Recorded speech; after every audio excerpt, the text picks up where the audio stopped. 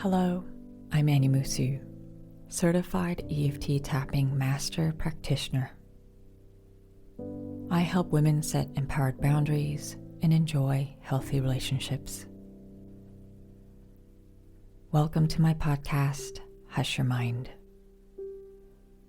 On this show, I offer practical wisdom to help you speak your truth and come home to yourself so that you can gracefully create a life you love. Hi there, welcome to episode number 80 of my podcast, Hush Your Mind, Empowered Boundaries for Soulful Relationships. Many people doing deep inner work eventually reach a painful question. How do I keep growing when the people around me are still stuck in old patterns?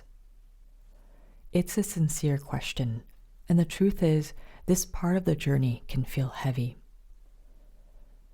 Maybe you're learning to regulate your nervous system, setting boundaries, getting curious about your triggers, or breaking lifelong habits. Meanwhile, the people you care about are still reacting from fear, criticism, avoidance, or emotional defensiveness. It can make you wonder if your work is even making a difference. I know this feeling well. My husband Loïc and I spent years with different levels of emotional awareness. One of us would reflect and soften, while the other was still guarded. Then the roles would reverse. We didn't grow at the same pace, and we often worried that the other person wasn't evolving in the way we hoped. You can hear more about our story in episode number 28, What the Yin-Yang Symbol Taught Me About Relationships. Inner work isn't synchronized, and it certainly isn't linear. In many families, there's one person who decides to turn inward and say, "This pattern stops with me." That's the cycle breaker. You may be the first one in your family with the language, safety, or support to do this kind of healing. It can feel isolating because you're stepping into territory that wasn't modeled for you. You're learning skills your parents or grandparents never had access to. It's a courageous role, and it often feels unfair. At the same time, it makes you a quiet leader, someone who creates a new emotional blueprint simply through how you move through the world. You don't lead by lecturing. You lead by embodying a different way of relating. Your nervous system becomes the example. When your system becomes steadier, people feel it. Your presence shifts the tone of interactions, even if no one says anything out loud. Here are some signs you're growing, even if others stay the same. You slow down your reactions. You breathe when you feel activated. You express limits with steadiness. Your body doesn't collapse to keep the peace. Old triggers still appear, but you recover more quickly. You no longer feel responsible for everyone else's emotions. These changes alter the emotional dance in your relationships. When you stop participating in the usual pattern, the pattern itself loosens. People often respond differently, simply because the dynamic no longer feels familiar. If this brings something up for you and you'd like a little support, I offer a free 30-minute EFT session paired with a short interview.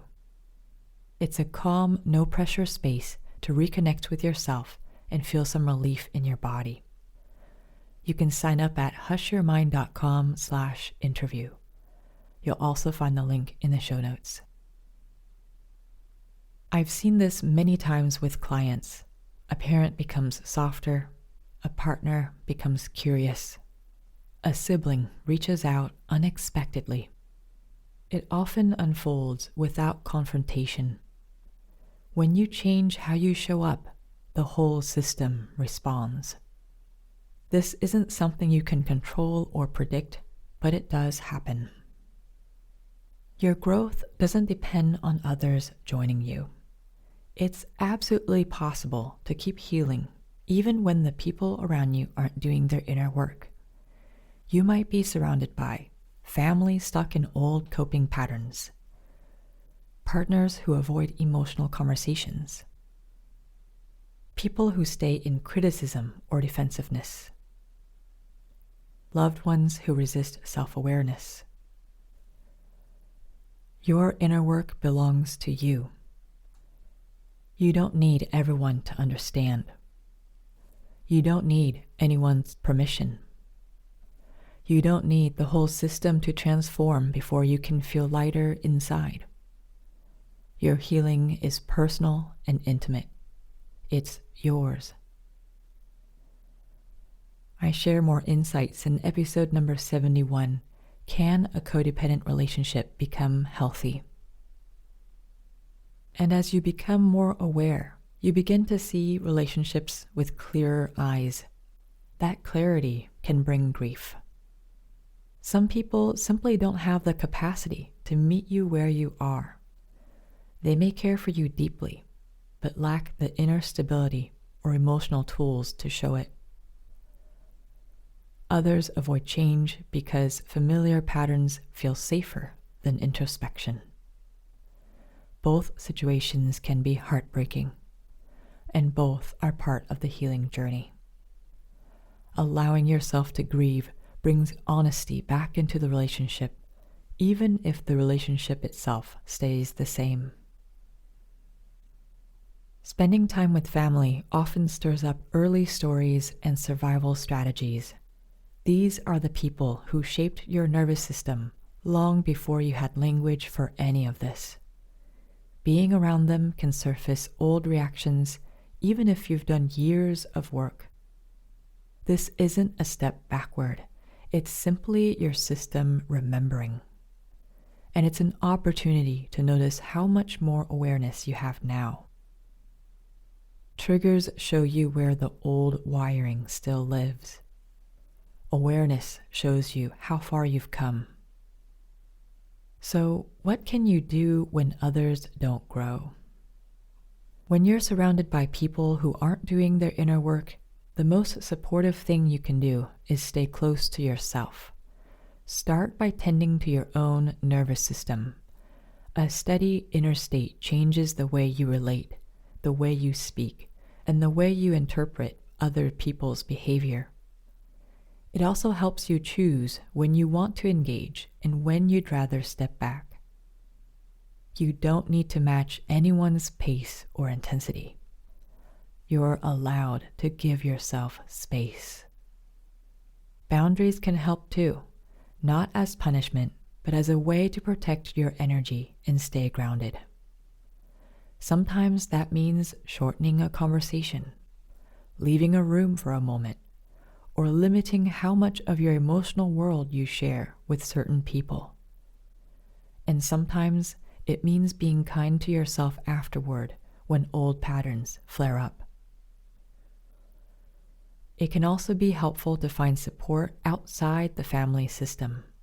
A friend, a therapist, a partner, or a mentor who understands your journey can make the path feel less lonely. There's no need to carry all of this by yourself.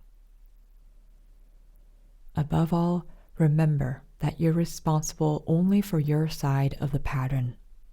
You don't need to rescue anyone from their coping mechanisms or wait for them to be ready before you continue growing.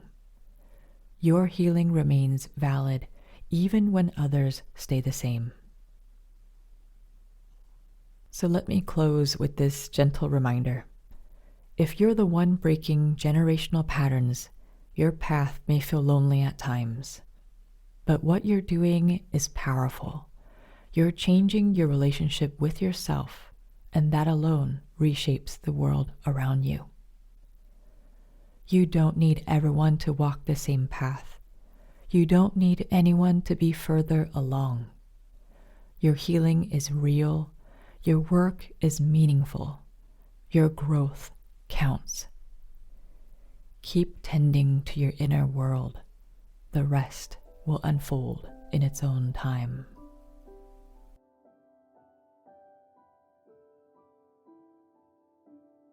Thank you so much for joining me in this episode of Hush Your Mind. I'm currently offering free EFT tapping sessions in exchange for a short interview. Book your free session at hushyourmind.com/interview. Also, join my newsletter and get a free EFT meditation for people pleasing. The links are in the show notes. May you have the courage to love and accept yourself. Be well and take care.